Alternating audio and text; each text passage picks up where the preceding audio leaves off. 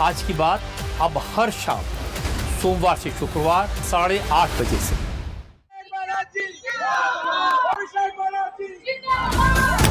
Airport पर यह झड़प टीएमसी के राष्ट्रीय महासचिव अभिषेक बनर्जी के आने से ठीक पहले हुई। अभिषेक बनर्जी दिल्ली से कोलकाता लौट रहे थे। उनके स्वागत के लिए बड़ी संख्या में टीएमसी समर्थक पहुंचे थे। तभी वहां कुछ बीजेपी कार्यकर्ता भी पहुंच गए, जिसके बाद पहले दोनों पक्षों में कहासुनी हुई और देखते ही देखते मारपीट होने लगी। আমাদের দাদাকে অভিষেক ব্যানার্জিকে আক্রমণ করবে বলে টিম নিয়ে এসেছিল।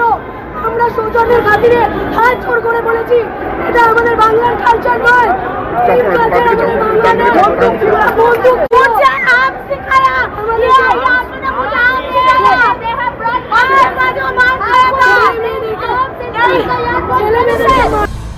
हालात टेंशन वाले हो गए।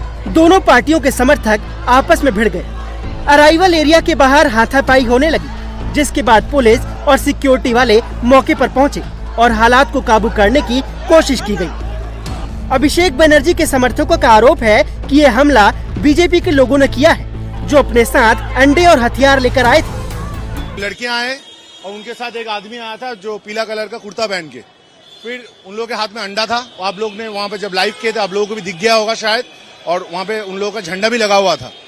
थोड़ी देर में जाके हम लोगों ने रिक्वेस्ट किया ये कल्चर प्लीज मत रखिए। उन्होंने बोला ये हम आप लोगों ने सिखाया। फिर उन्होंने एक लड़की और जो हमारे साथ थी, ये थी, इनको आम वहीं से आम दिखाया, थप्पड़ मारा, हाथ दिया। क्या मतलब था लाने का? इसके पीछे इन लोगों का क्या प्लानिंग था? कौन हाथ है, कौन मदद दे रहा है? टीएमसी समर्थकों ने आरोप लगाया कि बीजेपी समर्थक अभिषेक बनर्जी के आने पर उन पर अंडे फेंकने के लिए एयरपोर्ट पर इकट्ठा हुए थे। उस आदमी के पास बंदूक थी, जिस कार में वो आए थे उसमें अंडों से भरी एक ट्रे भी थी।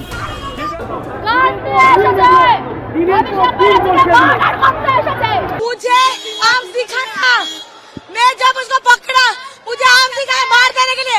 अभिषेक बनर्जी को मारने आया था, ये आदमी अभिषेक बनर्जी को मारने आया था।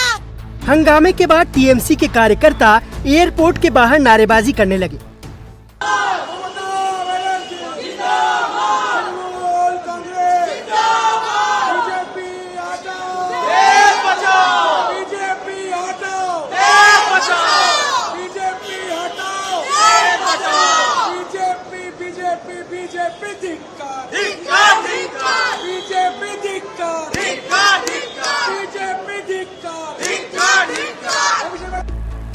एयरपोर्ट के बाहर हंगामे को देखते हुए हालात को और बिगड़ने से रोकने के लिए पुलिस और सिक्योरिटी फोर्स ने अभिषेक बनर्जी को दूसरे गेट से एयरपोर्ट से बाहर निकाला। फिर देर रात अभिषेक कालीघाट स्थित अपने घर पहुंचे। वहां भी मीडिया का हुजूम उनका इंतजार कर रहा था, लेकिन अभिषेक ने किसी भी सवाल का जवाब नहीं दिया। वो सीधे अपने घर में चले गए। कोलकाता एयरपोर्ट पर हुए हंगामे को लेकर केंद्रीय मंत्री सुकांत मजूमदार ने लोगों से शांति बनाए रखने की अपील की। मजूमदार ने कहा कि लोगों को कानून पर भरोसा रखना चाहिए। जो भी दोषी हैं, उन्हें कानून के मुताबिक सजा जरूर मिलेगी। किसी को कानून हाथ में लेने की जरूरत नहीं है। देखिए, ये तो हर जगह में देखने को मिल रहा है। मैं लोगों से इतना ही अपील करूंगा, शांति बनाए रखे। इस तरीके की चीजें होनी नहीं चाहिए। सबको कानून के ऊपर भरोसा रखना चाहिए। कानून जो दोषी है उनको सजा देंगे। इससे पहले अभिषेक बनर्जी ने शुक्रवार को लोकसभा स्पीकर ओम बिरला से दिल्ली में मुलाकात की। इस दौरान उन्होंने टीएमसी के 20 बागी सांसदों को अयोग्य ठहराने की मांग करते हुए 20 याचिकाएं सौंपी। इस दौरान अभिषेक ने स्पीकर से टीएमसी के बागी सांसदों की सदस्यता रद्द करने की मांग की। अभिषेक की तरफ से कहा गया कि बागी सांसदों ने दूसरी पार्टी ज्वाइन की है, ऐसी स्थिति में उनकी सदस्यता रद्द होनी चाहिए। अभिषेक ने तर्क दिया कि ये मर्जर तभी माना जाएगा जब पूरी पार्टी संगठन के साथ मर्जर करे। अगर सिर्फ सदस्य मर्जर कर रहे हैं तो उनकी सदस्यता जानी चाहिए। आपको तृणमूल से दिक्कत है, हो ही सकता है। लगता है कि भाई बीजेपी आपका भी बहुत खास है, कोई दिक्कत नहीं, आप छोड़ दो तृणमूल का पद, आप एमपीशिप से रिजाइन दे दो, कोई मना नहीं कर रहे। चुनाव हो, फिर आप जरूरत पड़े तो बीजेपी का टिकट में जीत के आइए, फिर आप बैठिए यहाँ पे। अभी फिर मुलाकात होगा, उन्होंने बोला है कि मैं दूसरे पक्ष को भी सुनूंगा, फिर आपको दोबारा बुलाऊंगा। तो हम उम्मीद रखते हैं कि भाई हमने संविधान के सारे प्रावधान उनको दिखाया है, लोकसभा का अध्यक्ष मैं अपेक्षा रखता हूं कि संविधान के हिसाब से काम करेगा और संविधान का गला नहीं घोटेगा। इस बीच टीएमसी में जारी बगावत के बीच ममता बनर्जी को बड़ा झटका लगा है। बागी विधायकों की शिकायत और पूर्व मंत्री अरूप विश्वास की पहल के बाद HDFC बैंक ने तृणमूल कांग्रेस की 3 बैंक खातों को फ्रीज कर दिया है। बताया जा रहा है कि इन खातों में 440 करोड़ रुपए जमा हैं। बागी विधायकों ने अपनी शिकायत में आरोप लगाया है कि ये रकम कट मनी और भ्रष्टाचार से जमा की गई हो सकती है।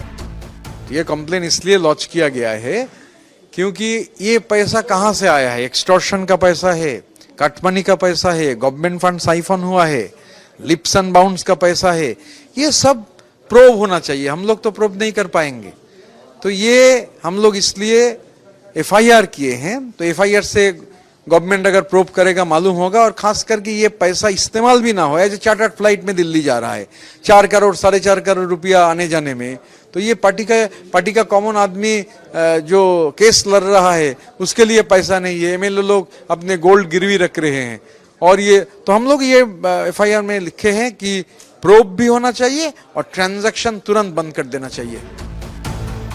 सूत्रों का कहना है कि कुछ और अकाउंट्स भी फ्रीज करने की कार्रवाई शुरू की जा रही है। बागियों के इस कदम से ममता का गुट आग बबूला है। टीएमसी नेता कुणाल घोष का कहना है कि जिन नेताओं को ममता बनर्जी ने पाला वो आज हिसाब मांग रहे हैं। जिसको प्रोटेक्शन दिया, तृणमूल जिसको एस्टेब्लिश किया, तृणमूल जिसको राज्यसभा में भेजा, तृणमूल जिसको विधानसभा में भेजा, वो 1 महीना नहीं हुआ, हाथ से वो काली भी नहीं उठा। वो जब ये गद्दारी कर रहा है तो ये 2 अलग चीज हो गया है। एक इशू एक चीज हो गया है, और जो मुद्दा बना रहा है वो पब्लिक ये देख रहे हैं कि आदमी कितना नीच तक गिर सकता है।